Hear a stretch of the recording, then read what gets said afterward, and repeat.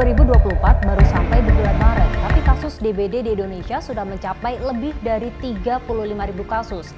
Angka ini melonjak cukup signifikan jika dibandingkan dengan tahun 2023 pada periode yang sama. Nah, kira-kira apa penyebabnya? Dan apa kabar dengan nyamuk Wolbachia yang disebut-sebut bisa mematikan virus dengue? Saya Dana Paramita, kita diskusi.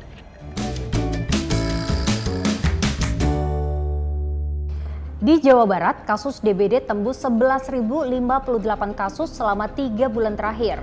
96 orang diantaranya meninggal dunia. Di Brebes, selama 3 bulan terakhir, jumlah kasus DBD mencapai 446 pasien.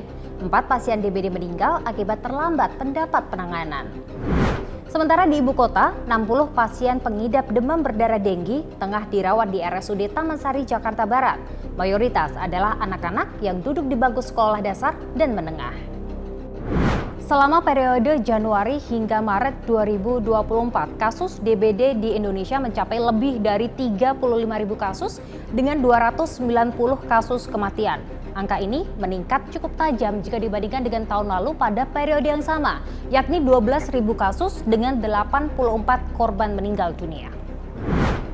Kalau dilihat dari data kasus DBD di Indonesia dari tahun ke tahun cenderung naik turun.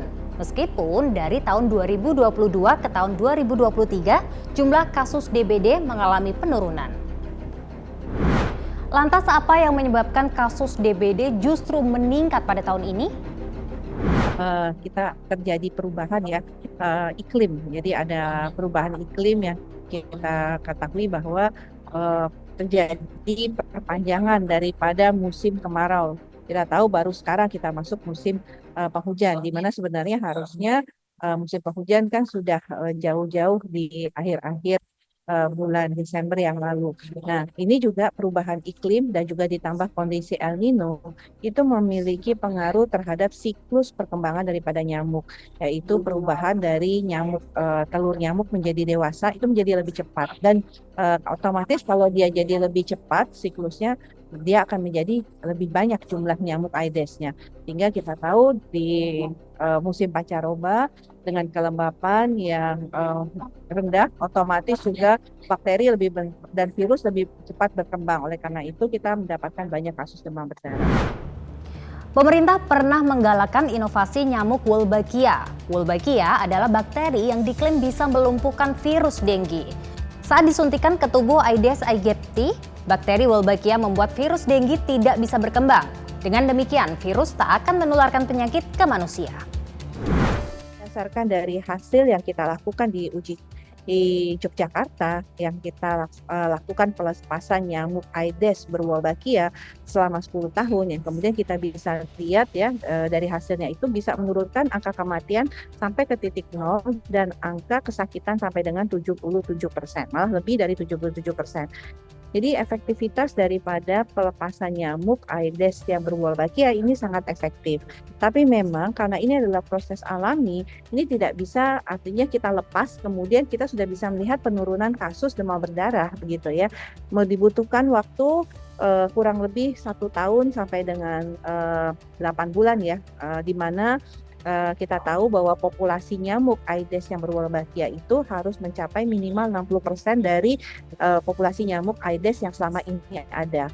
Nah, Wolbachia ini kan tentunya suatu bakteri yang baik ya, karena kemudian kalau nyamuk Aedes kemudian di dalam tubuhnya ada bakteri Wolbachia yang memang sebenarnya adalah bakteri yang ada dalam tubuhnya, itu kalau kemudian si nyamuk Aedes itu menggigit orang yang sakit demam berdarah, maka virus dengue kan akan masuk ya ke dalam tubuh nyamuk dan akan berkembang.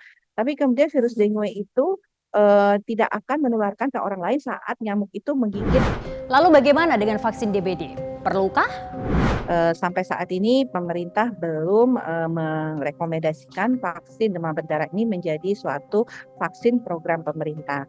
Tetapi masyarakat memiliki pilihan untuk mendapatkan perlindungan yang lebih. Artinya kalau merasa bahwa tidak rajin membersihkan rumah, tidak bisa memastikan lingkungan sekitarnya itu tidak ada misalnya kaleng bekas atau botol bekas ataupun juga tempat-tempat yang berpotensi berkembang menjadi sarang nyamuk, maka vaksinasi ini bisa dilakukan. Hanya saja memang vaksin ini belum bisa dilakukan pada anak-anak ya. Oleh karena itu kita masih tetap terus harus melakukan PSN.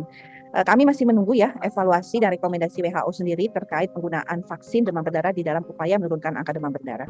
Nah, apa saja sih gejala yang dirasakan jika terjangkit DBD? Demam berdarah itu tidak memiliki gejala yang khas ya. Jadi dia di awal-awal itu hampir sama seperti infeksi virus lainnya, yaitu muncul gejala demam, kemudian kadang-kadang disertai batuk, pilek ya, kemudian juga badan pegal-pegal, rasanya nyeri dan sebagainya. Tapi demamnya ini tidak turun-turun. Jadi kita tahu bahwa 3 hari pertama demam tinggi ya, yang kemudian kita berikan pengobatan penurunan demam tidak menurunkan demam. Nah di hari keempat kelima itu seringkali terjadi yang kita sebut sebagai fase pre-shock.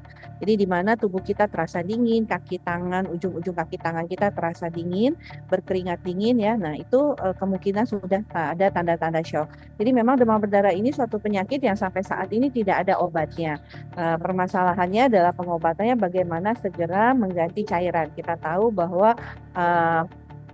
sel pembeku darah atau kita kenal trombosit itu turun sangat jauh sehingga mudah sekali kita terjadi perdarahan di seluruh organ tubuh kita. Nah, tanda-tanda lain yang mungkin bisa dikenali oleh masyarakat selain demam yang tidak turun-turun ya, dengan pengobatan pun juga tidak turun adalah adanya bintik-bintik merah. Nah, kadang-kadang bintik merah ini sedikit dan tersembunyi ya di punggung tangan, di belakang punggung kita, atau di siku dan sebagainya. Bisa juga tadi muncul tiba-tiba demam terus gusi kita berdarah seperti itu, atau kemudian terjadi juga misalnya mimisan. Nah, sekarang coba cek deh, di lingkungan tempat Anda tinggal, adakah tempat-tempat yang berpotensi menjadi sarang nyamuk? Jika ada, segera bersihkan, segera berantas dengan 3M, yakni menguras, menutup, dan juga mengubur, dan juga lakukan gerakan satu rumah satu pemantau jentik. Kita lanjut diskusi di kolom komentar ya.